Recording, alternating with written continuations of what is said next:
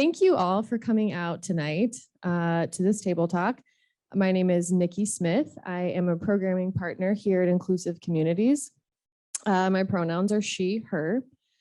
Before we go on any further, I do want to take a minute to just acknowledge the traditional homelands of the Native and Indigenous people who have lived and continue to live on the land we gather upon. These lands were originally inhabited by the Omaha, Ponca, Pawnee, Odo Missouri, Santee Dakota Sioux, Kansas, Iowa, Cheyenne, and Winnebago people. We take this time to acknowledge the past, present, and future Indigenous people, and to recognize the ever-present systemic inequities stemming directly from past wrongdoings, and strive to commit ourselves indefinitely to respecting and reconciling this long history of injustice for all people. For those of you who maybe this is your first time attending, I'll give you a little bit about the Omaha Table Talk. So we were initially created in Omaha in 2003. And then in 2012, Inclusive Communities kind of acquired Omaha Table Talks and kind of shifted it to a larger public discussion around some comfort food. The last couple of years, we have been just on Zoom, as was all of our lives during COVID. So this year we have kind of morphed into a hybrid version. So this is a little bit of a new thing for us, but this does allow us to, allow more people to attend. And actually, we have one of our panelists on Zoom tonight as well. I do also want to take a minute to thank our sponsors, the Logier Foundation, Cox Communication, and American Family Insurance. And I do want to let you all know that we are recording the conversation, but we do not record the discussion portions, the table discussions. I also want to just thank everyone here that's volunteering tonight. Table facilitators, if you want to raise your hands, when we do have those breakout discussions, find a table with a facilitator and we can have those conversations. And then there are some folks on Zoom who are designated as facilitators as well. And then I want to thank our ASL interpreter. And we also have a partnership with World Speaks as well if you need Spanish language interpretation. So we will take a minute here and we'll have the panel discussion, and then we'll, after about 35 minutes, we'll break out into the table discussion groups. There should be some questions that your facilitators have, and then we'll come back together as a larger group and kind of share out some of the things that you talked about in your groups. So enough of me talking. I know you did not come to hear me. I will hand it over to our moderator. You may recognize Graham from the panel a couple of weeks ago and has graciously come back to moderate this discussion. I will say also, this conversation during our prep call, it kind of morphed into a little bit of a bigger topic of environmental justice. So as you hear the panel, you may hear some different topics that include environmental racism, but expand beyond that as well. Okay, I'll give it to Greg. Thank you, Nikki. First, I want to make sure I give thanks to Inclusive Communities, who is allowing the space to have maybe a long overdue discussion, a discussion that I think has potential to step us in a better direction in our future. I want to thank the attendees, both online and that are here in the room, because you care about this issue, you care about this discussion. And we're all up here very grateful that you came out here to be a part of this discussion. I love the ability that we also get to, in between this event, get to know one another a little bit, maybe even break bread a little bit through this process together. I think that's a good feel for all of us, and it's symbolic of the kind of union that we are creating here in this room today. And of course, I want to thank those on the panel, our esteemed panel, who agreed to be here today to represent a broad array of perspectives over this issue of environmental racism, environmental discrimination, and environmental justice. So the members that are up here on the panel today, they represent different areas of our state. They have different perspectives and vantage points from where they come from. But if you start putting inner city, meatpacking, supply chain, indigenous, and rural people all together in a room, and we start to learn from one another and discuss about these kind of issues, all together, we represent a very, very large and powerful bloc in the state of Nebraska. It's important that we have these discussions because I think what you'll find today after listening to our panelists is that no matter where we are, the majority of us in the state have a lot in common. We're facing a lot of the same things, just in different ways. But if you track and dig deeper, if you peel off that first layer, you find out it's kind of the same pattern. And only through these discussions can we get to the bottom of starting to create solutions that address these patterns.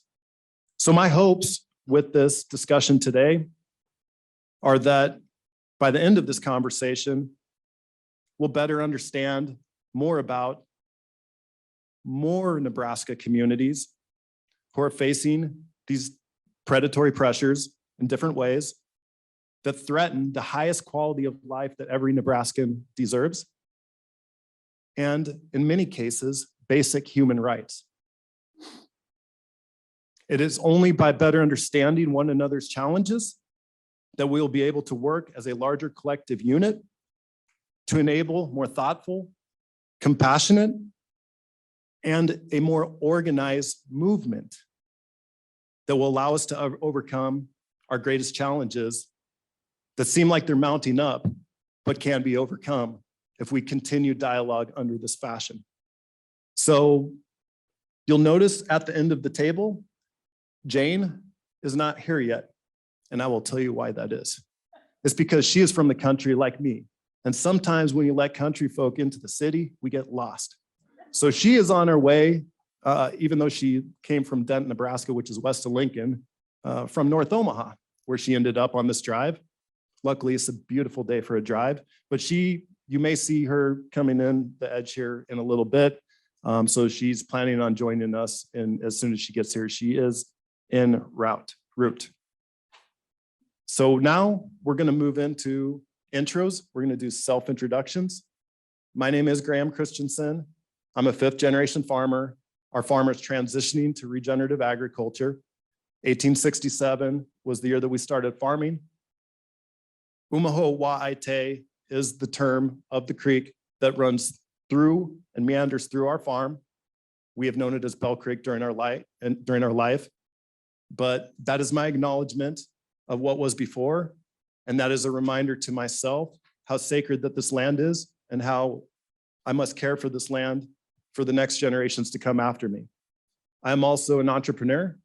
I have started 2 small businesses. One is GC Resolve. We are working on normalizing the environmental conversation because it fits in all of our cultures across the state, and it's time that we talk that way. We're working on bridge building these conversations, just like today. We have a focus on regenerative ag and the Regenerate Nebraska network. We have a focus on water quality, all things environment, and equity is a part of the things that we work on. Also have another small business that develops solar energy systems and helps lay out from time to time a bigger platform for alternative energy systems outside in the country. And if you want to talk about a bridge building conversation, that's definitely a bridge building conversation, trying to get wind turbines in the country these days. So now, with no further ado, I'm going to have self-introductions, the speakers on this panel, and then we'll dive into our questions. Cheryl? Thank you, Graham. And I would like to say, to tell Jane, don't feel bad. You don't have to be in the country to get lost over here on the UNO parking campus. And I almost didn't make it because when they told me you need to go over to E, and I'm seeing the building from out there, and I'm like, I'm not walking way over there. So I understand Jane fully and getting into here. So don't feel bad. Country doesn't have anything to do with it. My name is Cheryl Weston, and I want to thank Inclusive Communities and Graham and Nikki and all of you for inviting me to be on this panel. You may, afterwards, Graham, you may say, I should not have done that. But I thank you anyway for inviting me here and be able to give my background, being involved with the community and environmental, but basically just community all the way around. I am a North Omaha, longtime resident, don't plan to leave it till the good master calls, and I hope that's a long time away. But I've always been involved because I think it is so important that people become involved in what's happening in a community. And being in North Omaha and coming up from North Omaha, I went to Central High School, graduated. I'm one of the first of my family to go to college and get a degree. And I thought about continuing on to that, but I had had enough. I got the bachelor's. And I always like to tell the story why I went to college, because I didn't do it right out of high school. I had to have a few knocks to go around. But I was working for a bank. And I was one of the first. I called it the token, but they said I was female. I was token Black. And I was right on the front, down in the main part of the building. And so I was supposed to be just the receptionist and that. And I started having to fill in like on the days that somebody didn't show up in the personal banking area. And next thing I know, I am training all of the young, smart, but college graduates coming in. I'm training them. I could not receive the title. So I went to them and say like, hey, I'm training these people and you want me to be out here in front so you can show you have a Black, and you don't want to give me the title, but you're willing to give me the money. And I'm like, nope, I have trained your last little young know-it-all from right out of college. I've trained your last one. I'm done. And that determined, and my grandmother, who had lived with this most all of my life, had a 6th grade education. She had to drop out of school because she had to help take care of the family. But she taught herself to read. And she taught herself through the paper. And I said, you know what? If she's got that determination, and she would always install on us kids, you can do anything you want to do. You can be anybody you want to be.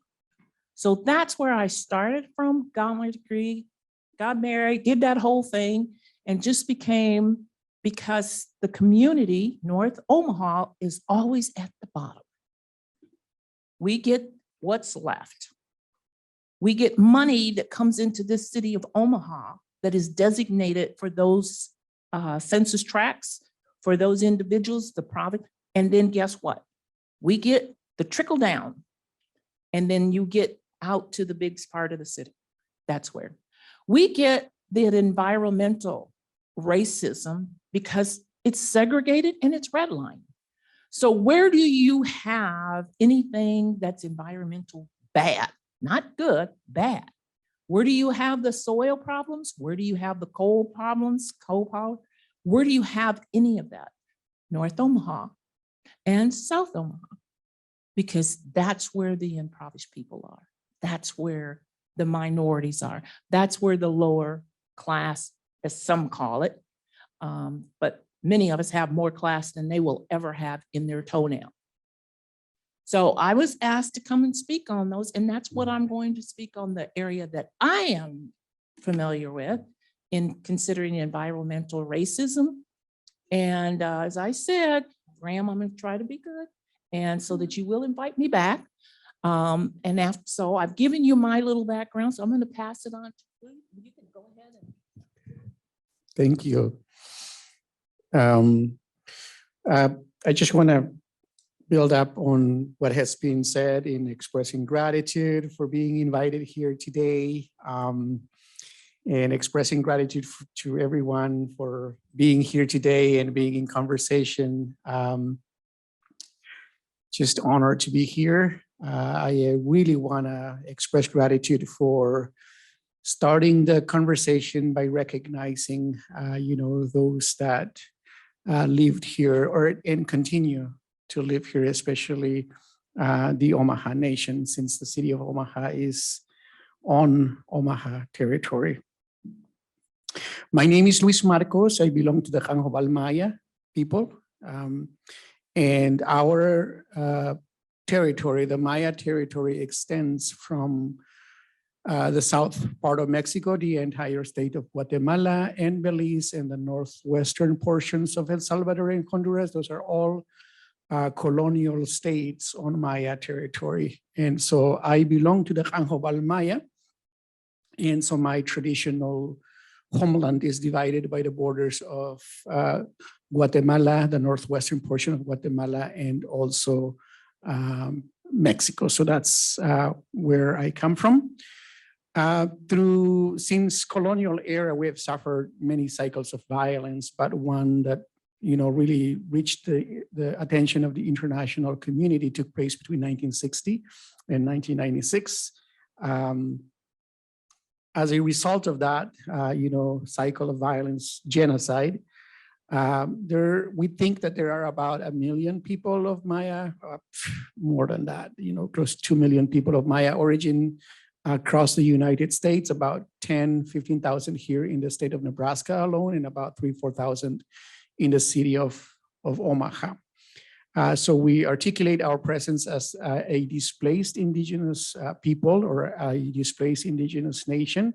And when you use the word people or nation in international law, the right to self-determination and self-government applies. And so I'm honored to be a spiritual and political authority within the Canjobal Maya government. I am the ambassador of the Canjobal Maya government to the Omaha tribe of Nebraska here. And so I am really just eager to continue sharing, and thank you for so eloquently describing the topic for tonight or this afternoon, environmental racism.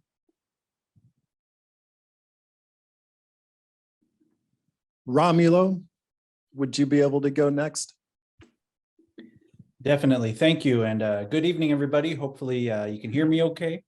My name is Rómulo Vega, and I go by RJ for short, he, him pronouns. I am a community organizer for Nebraska Appleseed. Nebraska Appleseed is a nonprofit. We do statewide work where we work for opportunity and justice for all Nebraskans. Now, it's an honor to be in community, even though it's virtually here with everybody. I had a family emergency that had to take me to South Central Nebraska. Otherwise, I had full intentions to be there with you all. But this is such an important discussion that we're going to have.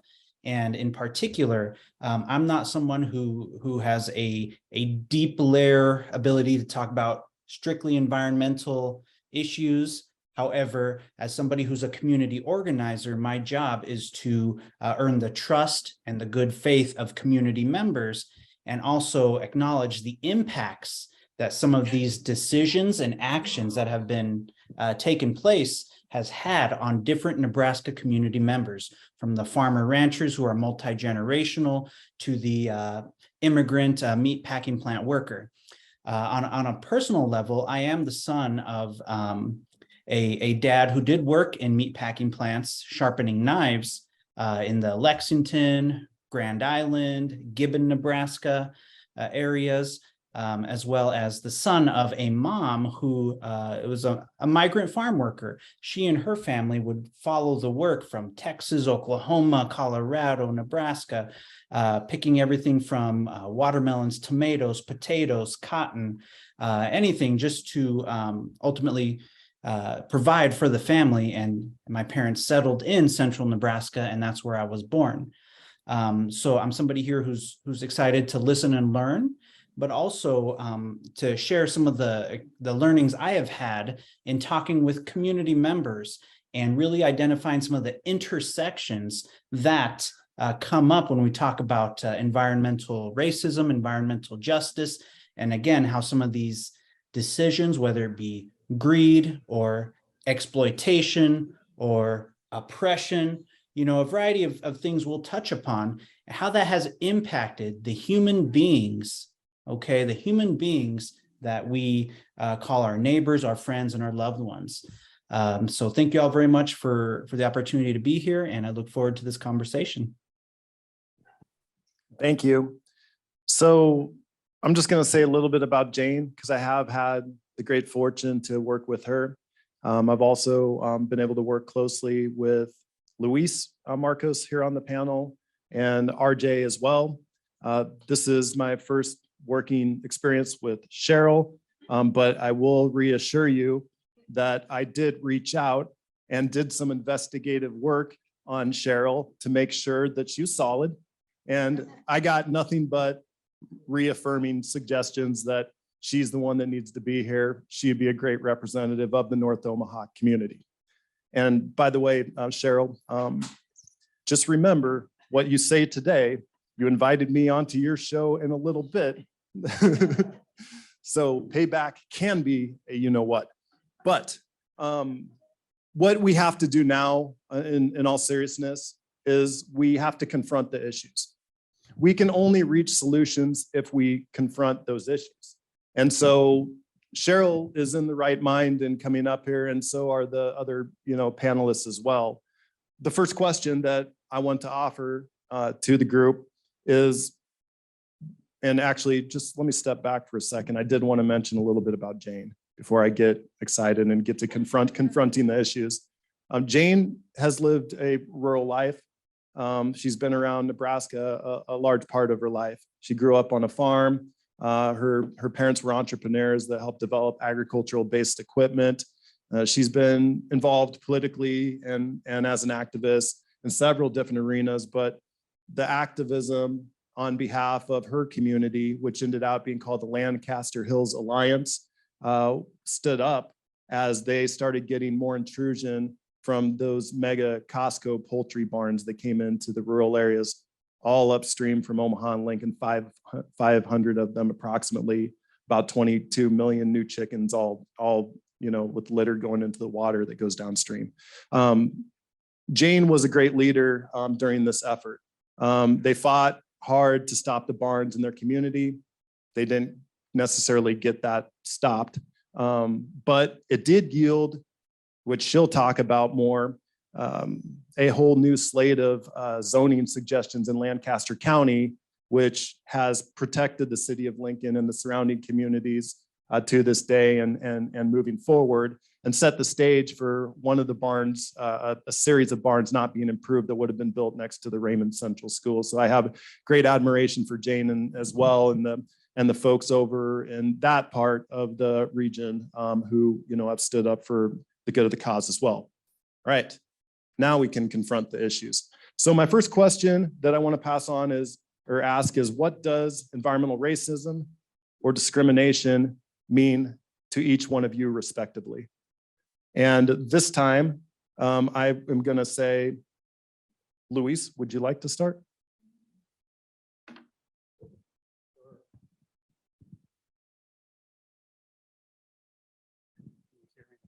Can you hear me now? Yeah, okay, good. First, I think Cheryl really gave a beautiful definition of what it means, and I think we're on the same page there. I guess it's really important for me to define how we see the world as the Maya nation. And then I'll probably give an example of environmental racism. The essence of our worldview and our spirituality as the Maya nation is that we're here to live in harmony and equilibrium, not only with Mother Earth, first with humanity, right? With this understanding that when we're a human family, we have different languages, different cultures, different faith traditions, different political systems, different systems of social organization. With all of that, we understand that we're here to live in harmony and equilibrium. That we're not here to convert anyone to how we think, but we're here to meet with people where they are. And from that understanding of respect, we establish relationships. We're also here to live in harmony with Mother Earth and all forms of life, so that our lives as a human being is not above or below any form of life, but we're just one element of that thing we call life. And the universe, right? And so that is that is the philosophical understanding of our ancestors. And so to us then, Earth is our mother, not a resource, but our mother. And so we have this mother-son, mother-daughter, child-children relationship with Earth. And so what does environmental racism mean to me or to us as a nation? Yeah, we could go on and on, right? But I won't do that tonight. Maybe just one example in the same way that Cheryl gave us an example.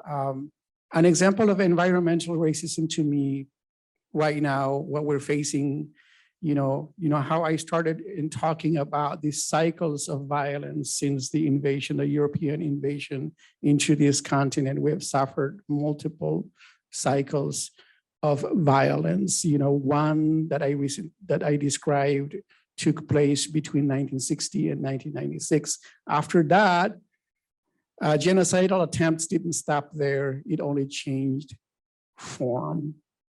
The genocide continues.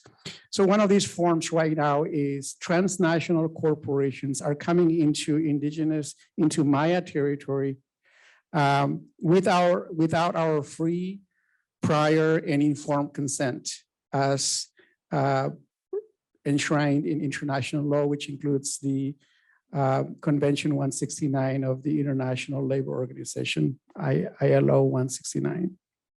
Clearly states that if you want a project on indigenous territories, you have to provide free, prior, and informed consent.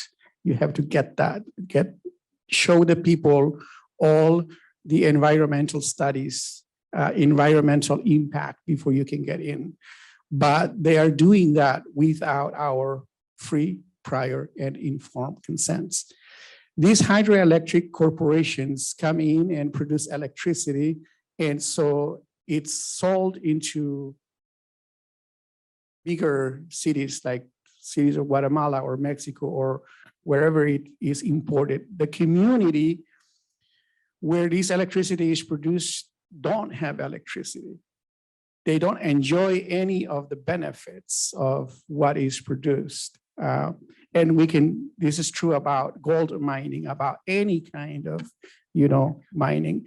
So that to me is environmental racism. We pay for the consequences of all of these extractive activities, like when they go into and dig gold, for example, the contamination of water, deforestation, and all of these, the destruction of our sacred sites, for example, we suffer the consequences of all of that. Displacement of entire indigenous, communities to come into urban areas. So that to me is environmental racism, and I really want to learn more from others. So I better just stop it here, right? Thank you. I was learning a lot from you. And,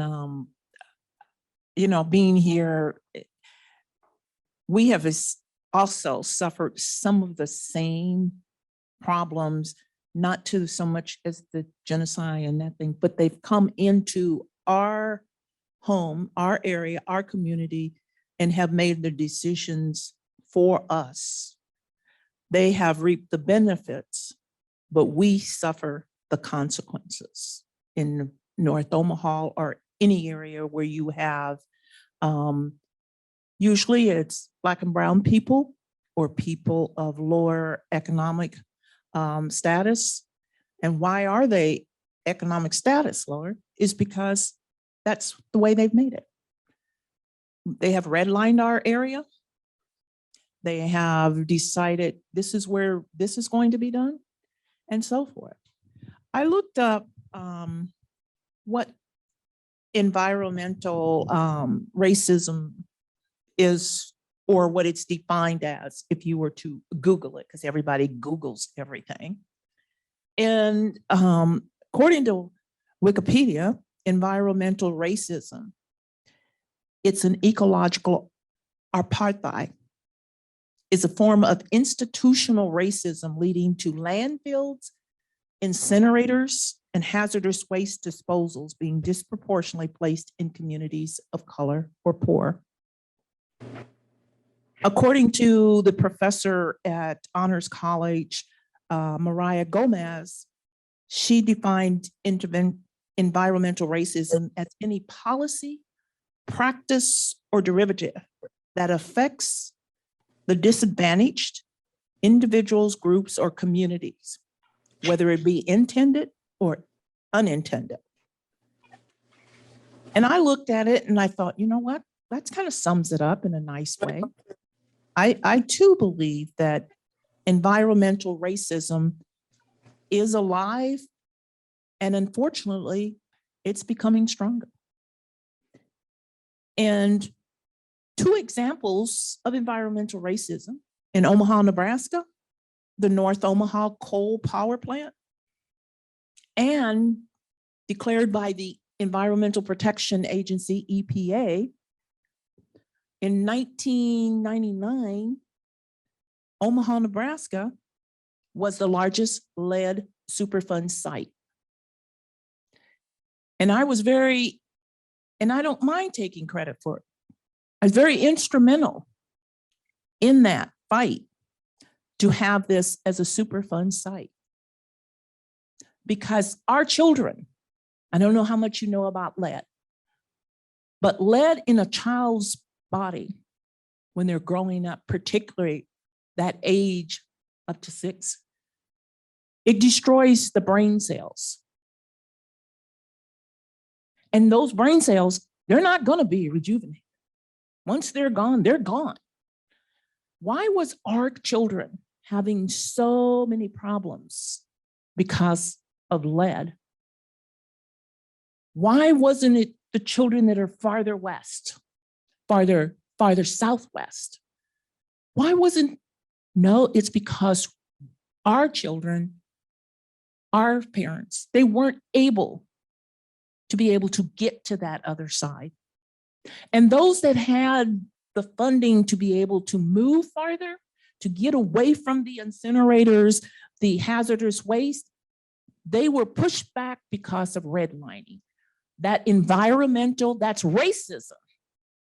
Racism at its height. That's economic racism. And all of that economic, all of the waste, the generators, all of that, that's racism. And that makes it be part of the environmental. The environmental comes from being the part that it's something that's soil, something that's hazardous. Those are. And here's what I'd like to say. I found this very interesting because I did some, like I said, research. I like to know what I'm talking about, or at least think I know what I'm talking about. And February 27th, I looked up, and dig this. This is the Wire West Side High School. February 27th, 2023. Omaha has a long history of segregation, and that legacy has carried on to the impact of the environment in neighbors historically of color. The University of California, Berkeley rated Omaha as a highly segregated city, and the NAACP deems it, Omaha, as the 16th most environmentally unjust city in the country. Omaha's prime example of environmental racism is in North Omaha coal power plant that provides a number of health effects to a neighborhood of color or lower social economic. According to GRIST, a nonprofit providing climate justice solutions, said in Omaha, asthma rates 20%, almost 3 times higher than any other place in Nebraska. So, you know, this is what it's about. This is environmental racism. That's what it is to me, and that's what it is to evidently a lot of other people. And here you have high schoolers at West Side, they figured it out, but we got the so-called elite, they can't figure it out. So one of the things, and we'll get into, is one of Graham's further down the road here questions or comments that he'd like for us to address is, how do we address those problems? What are solutions? And that's what I believe you're here for today, is to talk about what are those solutions. I wanted to say that back in 1998, it actually started in 1997 with a letter to the EPA requesting them to come in and check out the city. And it was because ASARCO and Union Pacific had been having, I think it was 2,700, I want to say, acres there. They had been putting this stuff into the ground and then in from the smoke signals. And they had a man that came forth. He said his job at night down at the ASARCO plant, when everybody's sleeping, was to open up those stacks to let everything go out.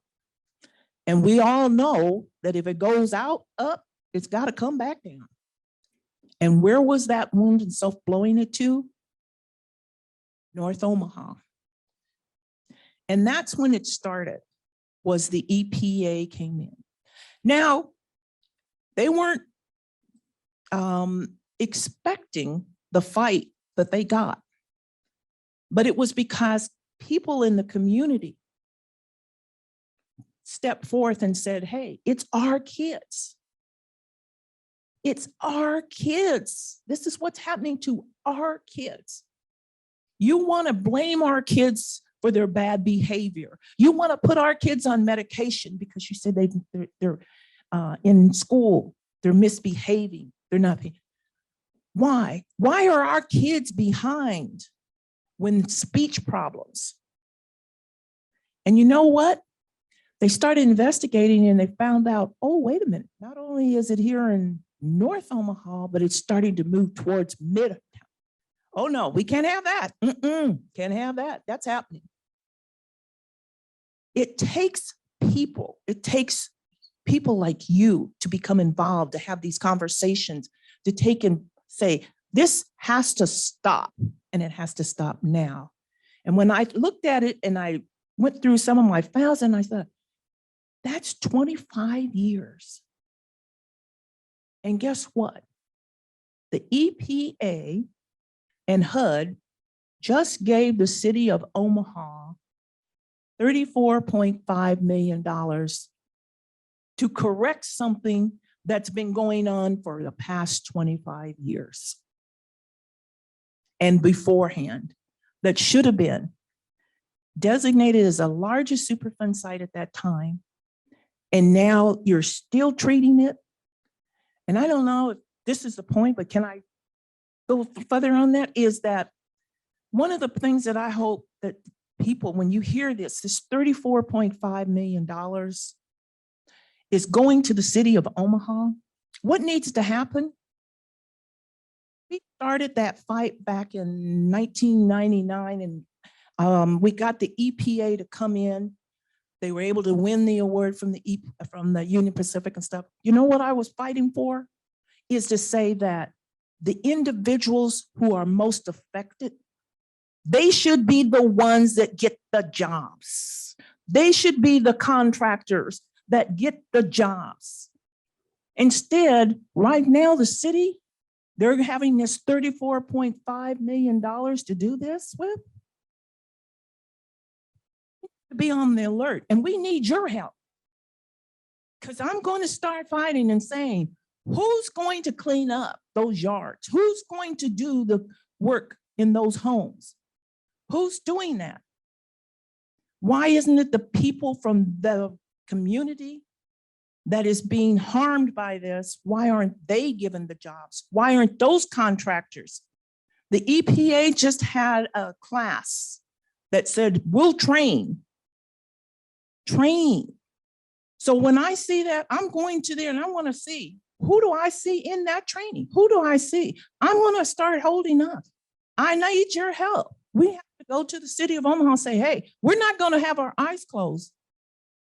The people that are most affected, those are the people who should benefit from this. Amen. RJ, we're going to take your response to what is environmental racism discrimination to you and your holistic view coming from your experiences. And then we're going to break, and then we're going to get back and discuss solutions. RJ, take it away. Thank you, Graham. No, those were excellent definitions and examples to this very issue. And I would just say exactly that. It's that cause and effect, the decisions made and the results that have come from that, and more specifically, the communities that have been impacted in largely negative ways through some of these decisions made by a powerful few that have impacted so many community members who don't have that access to power and control that some of these larger and more powerful entities do. Now, a couple examples that I want to uplift, and I know, Luis, you were alluding to this, and I want to expand upon that.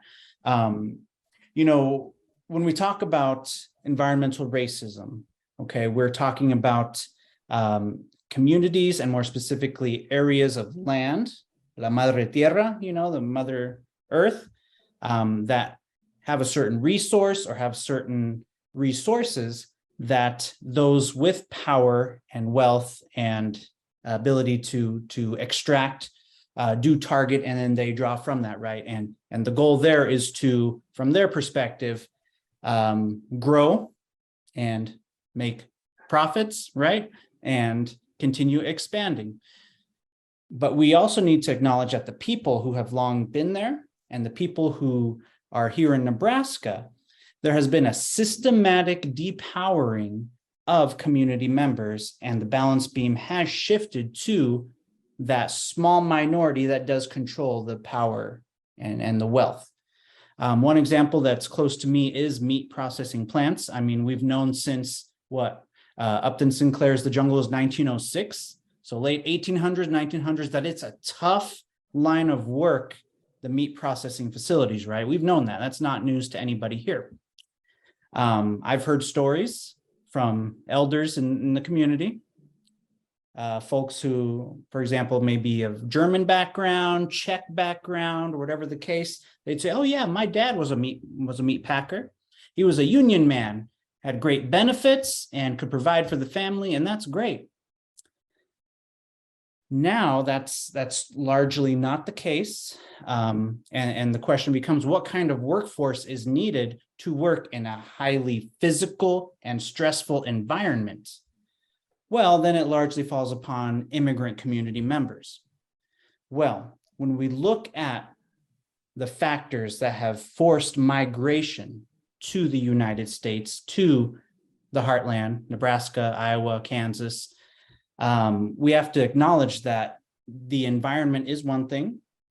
Small family farms, whether it be in Mexico, Guatemala, El Salvador, wherever, villages, ranchos, it's getting, it's getting to the point where it's forced. You have to seek out, that ability to generate a living and send money back to families because of whether it be environmental decisions and extractions that were made, whether it be foreign policy decisions that have destabilized, in some cases, democratically elected leadership, causing instability, and ripe for corruption and other authoritarian factors that does lead to folks having to leave the only life they've known, their loved ones, their family members, their grandparents, their brothers and sisters, in some cases, their own children. Leave it all with no guarantee that you will ever see those loved ones again, and have to travel a dangerous path through Latin America, through Mexico, and no guarantee you'll be able to even get into the United States. And once you're here, work in an industry that has systematically devoiced and depowered workers. Okay. So this is something that happened overnight. This is something that has been cultivated in a way. So, going back to the original question about environmental racism, it's these human beings who are placed in a situation where, it's not a lot of options, as much as you got to work, you're here, you got to send money back home, or you got to feed your family here, whatever the case may be. And there are decisions that have been made here that really are tough and harmful, and we need to look at that. Harmful to the worker. We see from the farmers and ranchers that they have been harmed too. I mean, when we talk about small family farms, that's something that's been disappearing, it feels like, in favor of these larger corporate farming entities. When we talk about pricing and monopolies, for the animals they're raising, that's a big factor. When we talk about the impact that has on rural communities, an aging population, where people leave the small towns here in Nebraska to maybe go to Lincoln or Omaha, or maybe leave Nebraska, and that's a drain on the talent that we have here. So, long story short, and I'll wrap things up with this thought, is that the balance beam has been tilted in a way, and we need to tilt it back.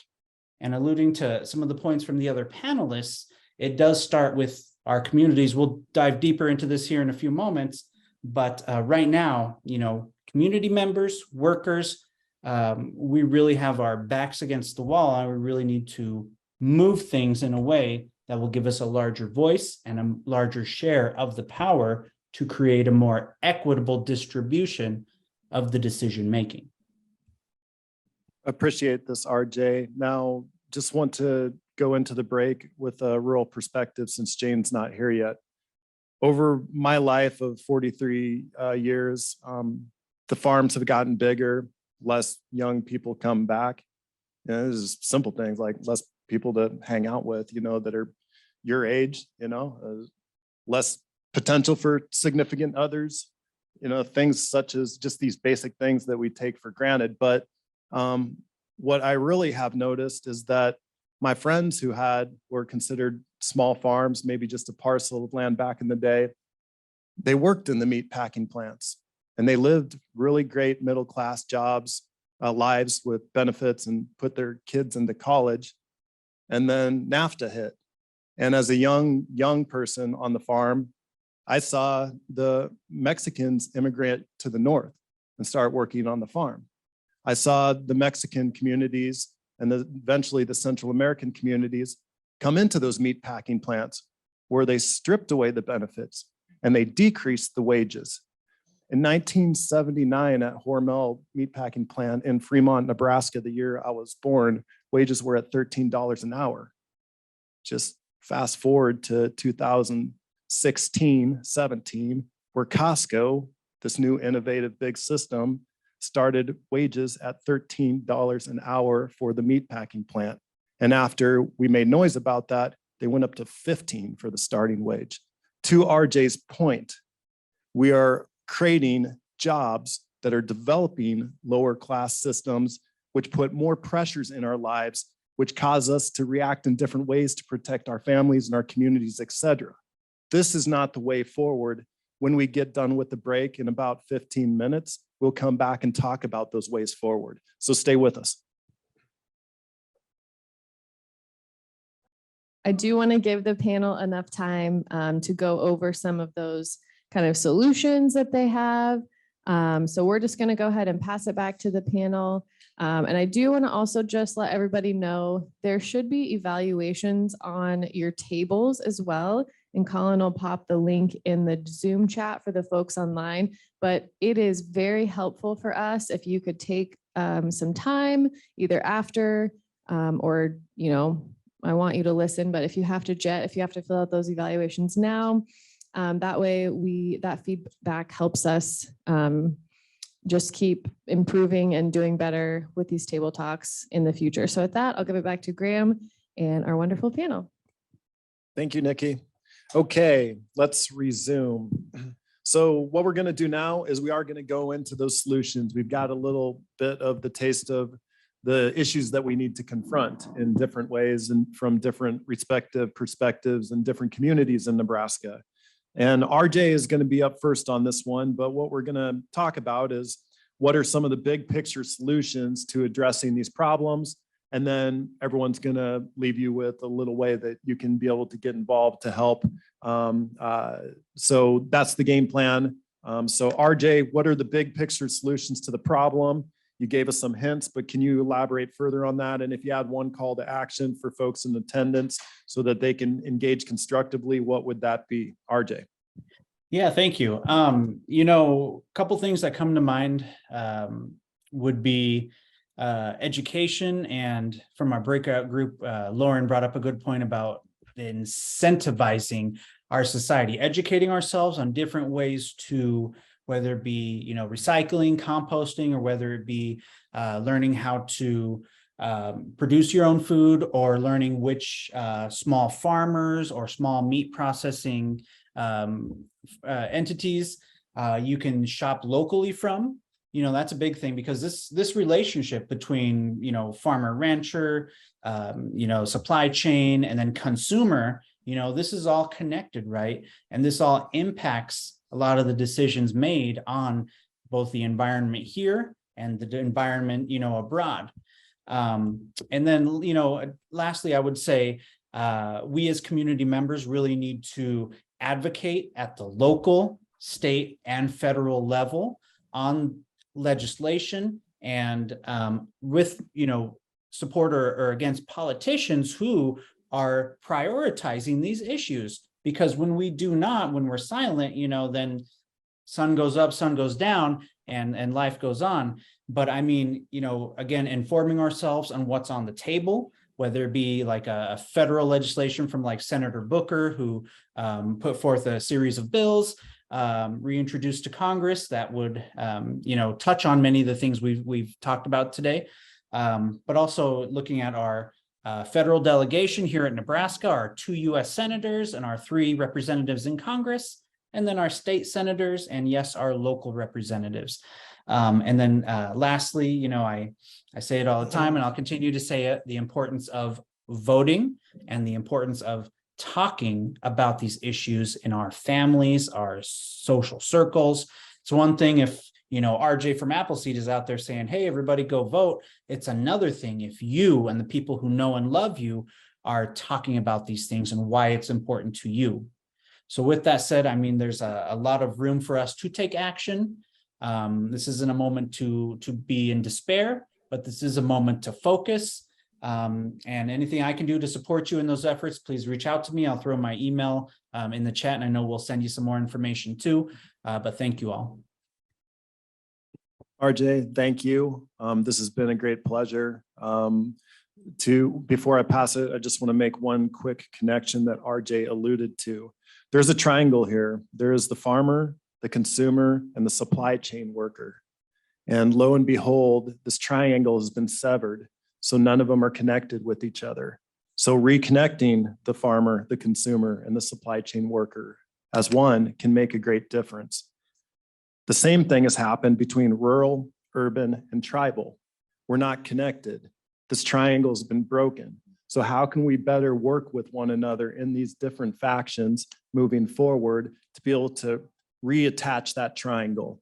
To RJ's point, just to draw that even closer in is really, really important, because probably historically, a lot of that severing of the triangles was by design. But now that we know this, we can be able to have solutions that be able to deal with bringing those back together. Okay, Luis. Solutions. Thank you, Graham. I just really, before I forget to say it, again, just express gratitude for the honor to be here. To everyone. Graham, best moderator ever. I have a list over here. It's here. I got a list. So, but I just want to say that I have a lot of hope for the future. The reason I say that is I remember Black Lives Matter in Omaha, and my wife here, Juana, and my colleague Sebastiana there. My wife and I went to the 72nd and Dodge during Black Lives Matter. What I saw there was probably more white, young people, saying, this is not right. And truly, through human history, change has come when we come together. And I think this is what we're seeing tonight, coming together and talking about these topics, creating space to have a conversation is what gives me hope. And in terms of solution, I'll go from the biggest to the smallest. Every single one, very important.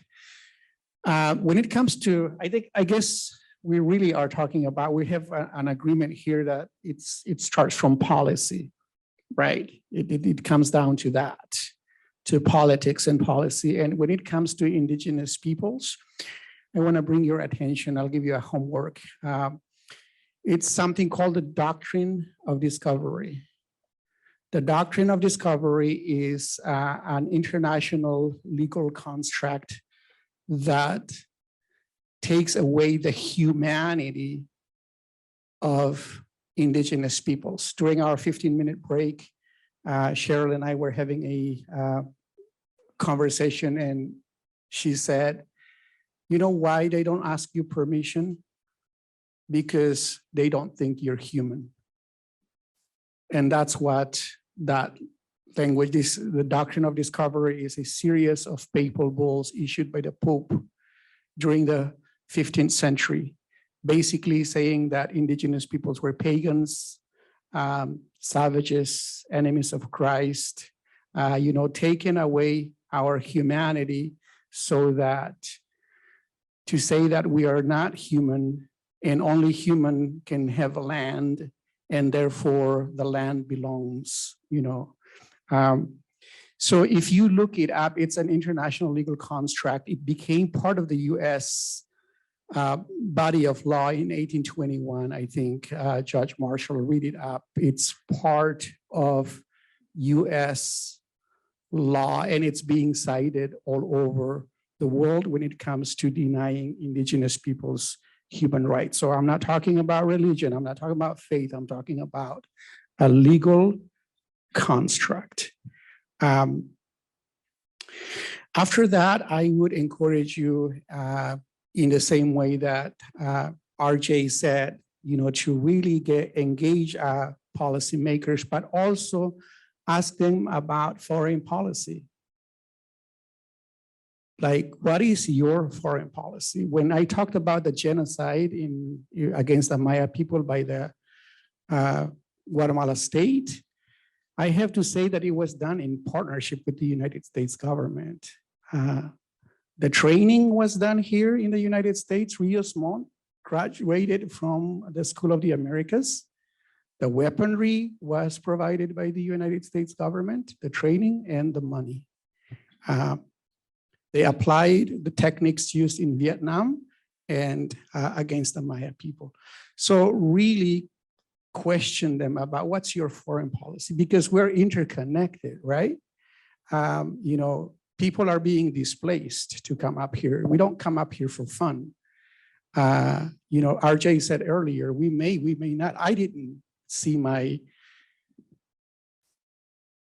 parents when they transitioned. I could have, because by then I was a US citizen, but so many people here without documents, they cannot go back and see their parents when they die. And so that's how cruel this is. So ask foreign policy. One thing here, we have a fearless leader with us, Graham, also leading this network. I mean, the two businesses that he talked about, but also this network, Regenerate Nebraska, who leads us when it comes to introducing this idea of regenerative agriculture here in the state of Nebraska. There's a better way to do this. UNMC has done this study and saying that there's a lot of pediatric cancers being seen in rural Nebraska because of how agriculture is being done. And so I think that engaging policymakers about a better way to do agriculture. And then last, we are working right now, we have a program we call the Maya Regeneration Project, where we are looking at purchasing 310 acres of land. We hope that we can do that. And we would like to implement what we call an agroforestry system with animal integration. We intend not to use any agrochemicals, pesticides, so that we can heal Mother Earth. And this project, we're building alliances again with Regenerate Nebraska and other indigenous, peoples here in the area, so that we can really change the way we produce our food and how we relate to Mother Earth, and also how, we have soil health, water health, human health. I just can't express gratitude enough for the honor, the privilege to be here and share these thoughts and hopes with everyone. Thank you. Luis, I am grateful to know you, be your friend, to continue to be blown away by your and the Maya community's visions, for a future. It's really cool. One thing that you mentioned, you laid out the context of local global, which is a big theme with Regenerate Nebraska and partnerships that sometimes go to different countries and overseas. Despite that, of course, we want our communities to be strong and vibrant here, but in order to be able to move forward, it can't just be our little pocket here, all against the world. We need to be able to share and educate each other and enable more possibilities in Guatemala and Belize, in Ghana, in Omaha. We have to be able to allow these conversations to happen that go over borders and boundaries, so we can work together as one globally. And so thank you for mentioning that. That's a really important piece to this conversation as well. Jane has joined us. I already filled in some of the background from the challenges that she's been dealing with, but she is ready to tackle solutions. So go ahead, Jane. Okay, thank you. Thank you for filling in for me while I was driving around lost in your beautiful city of Omaha.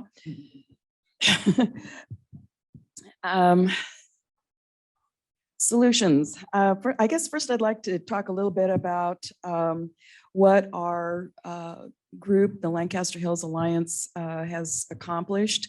I don't know if that was talked about while I was lost, but one of the things that we did to hold back the impact of CAFOs, confined animal feeding operations in Lancaster County, was to create new regulations.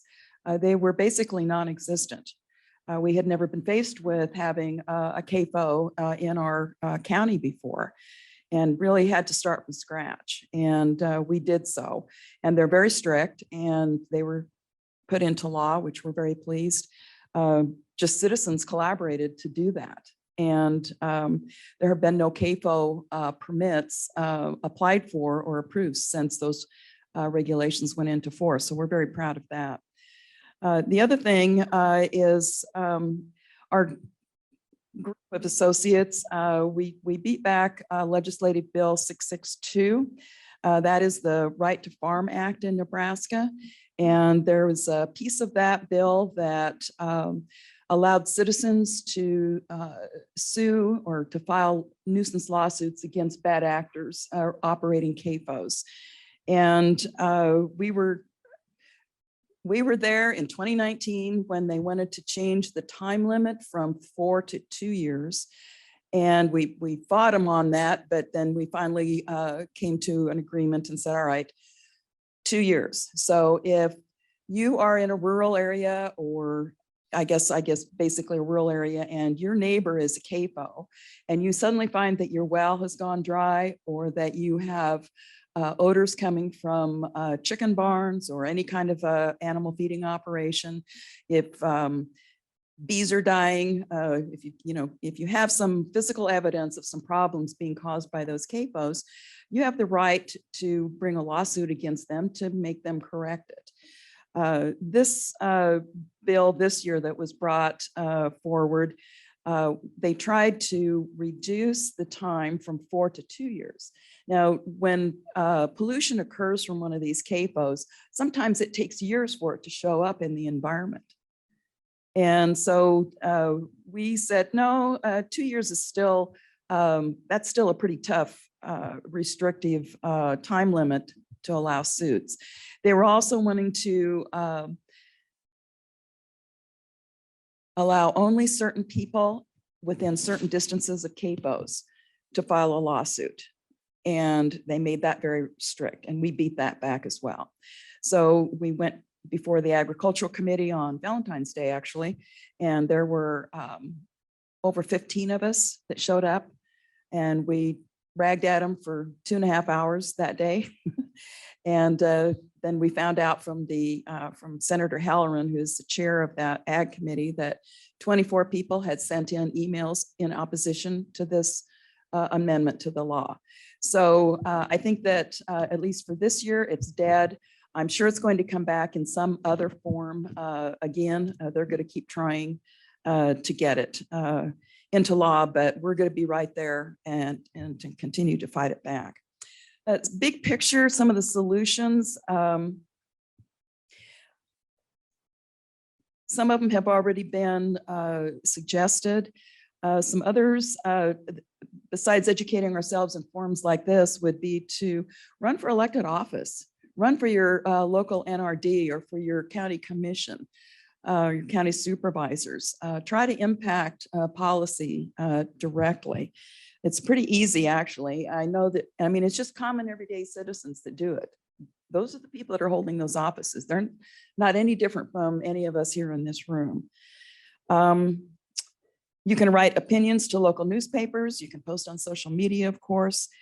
You can join nonprofit organizations like the Sierra Club or a national one like the Waterkeepers Alliance. If you go to greendreamer.com, you'll find a list of 35 environmental groups that are tackling all kinds of environmental issues, and just select one.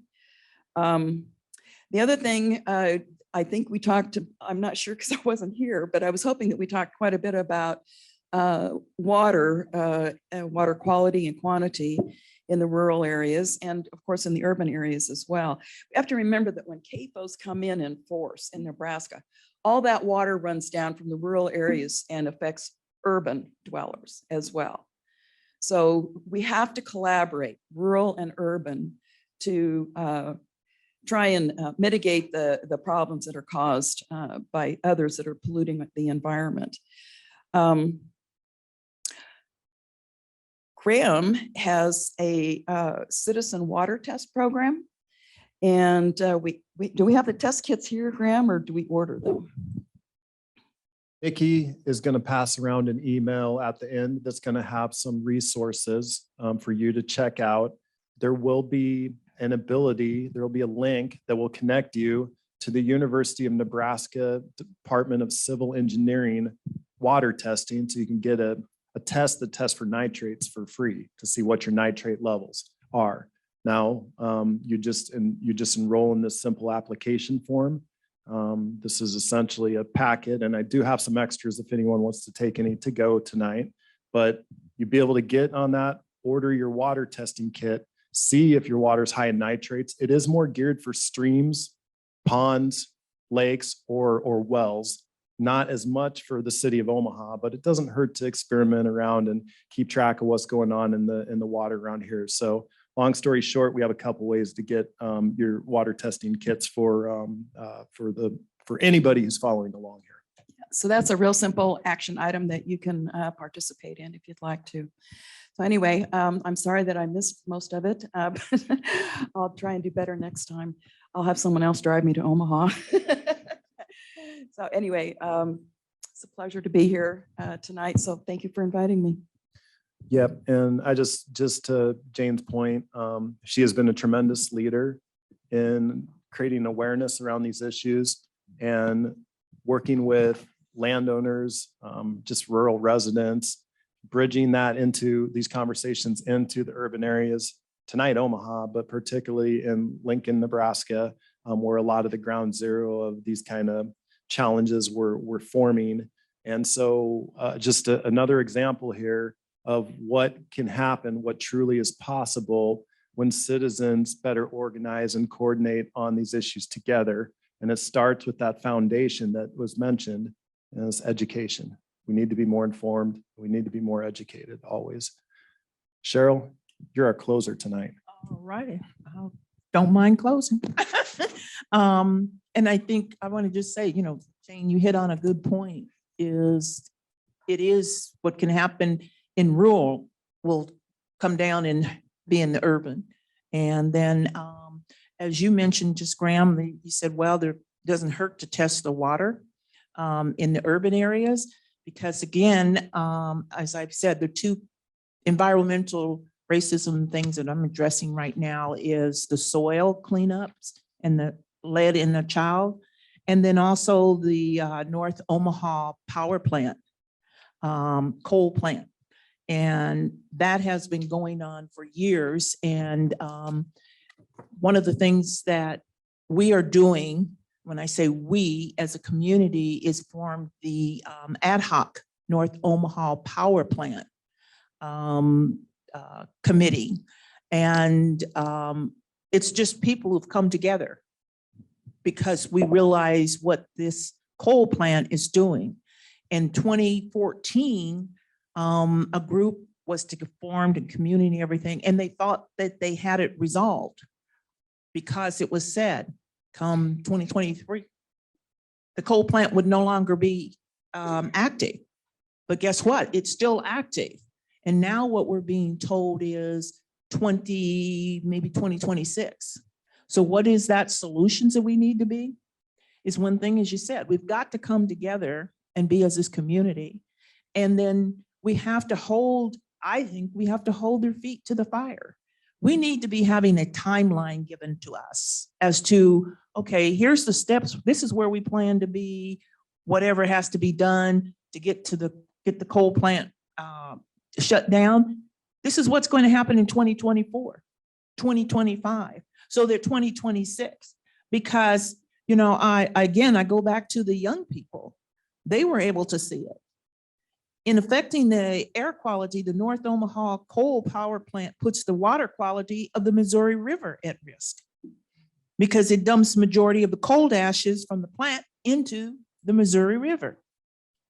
And then the other thing that they said, hey, 10 years, shouldn't it have certainly been enough time to anticipate the closing of the plant in 2023 and realize what needs to happen to get Omaha's power switched? That's important why we as this ad hoc committee needs to continue to work with OPPD is don't settle back and say, okay, we've got their word on this, it's going to happen. No, we have got to be in communication, educating the community, making things happen. And I strongly believe that we do need to have this timeline as to say, this is where we plan OPPD, this is where we're going to be come 2024, 2025, and 2026. This is what we're going to do. The other solutions to help with the coal plant, and there should be on your table, is two forms, two letters. It says, what is Justice 40? And a sample letter to Governor Pillen. Because there's a lot of money out there that could come back to the state and the city to help educate, communication, help to make this possible. So if you would read that over, it gives you the information of a sample letter.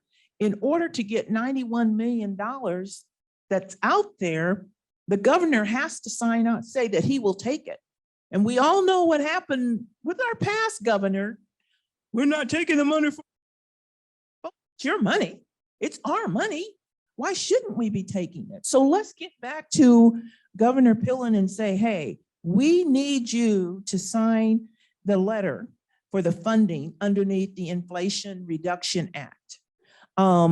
Make it possible.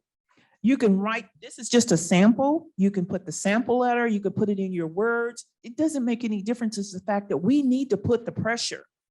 As RJ was saying, you got to put pressure on your elected official. You elected them, now make them do their job.